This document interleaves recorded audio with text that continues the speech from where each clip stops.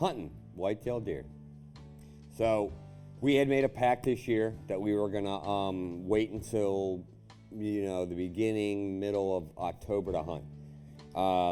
Taylor and I had jumped on, taking a look at a new lease, and we jumped on it, and then possibly, most likely, you're coming with us next year to it.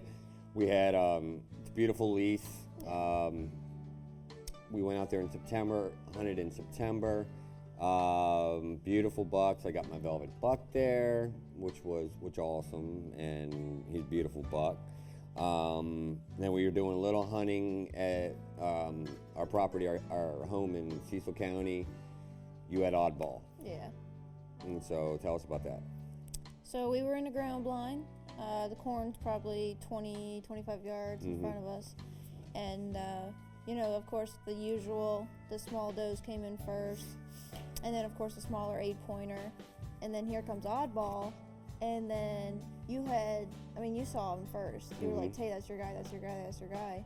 And so I was trying to get ready, trying to get in motion, because in a ground blind, I didn't have a shooting stick. And here I am with my crossbow trying to hold it all nice and steady. And since he was a little closer than just 20 yards, I had tried to aim a little lower so that I wouldn't hit the top of him. And so then later on, we saw what looked like a good shot. He had dropped a little bit after I shot him, and he took off. And we started following a very faint blood trail. And then so we looked later at the footage, and we saw that mostly it was a low shot. I got him just underneath the belly. And so then, luckily, it could have been a lot worse. I could have injured him even more. I don't even think you injured him at all. Yeah. I think you grazed him, because there really wasn't that much of a blood trail. Yeah.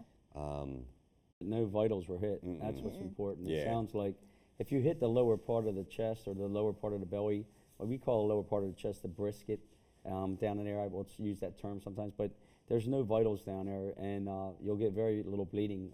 And the same with a gut shot. If you hit the very bottom of the guts or just the stomach, it'll coagulate and quickly seal off, and usually the deer will survive readily. Yeah, absolutely. So it's a good thing that if you miss that much. Yeah.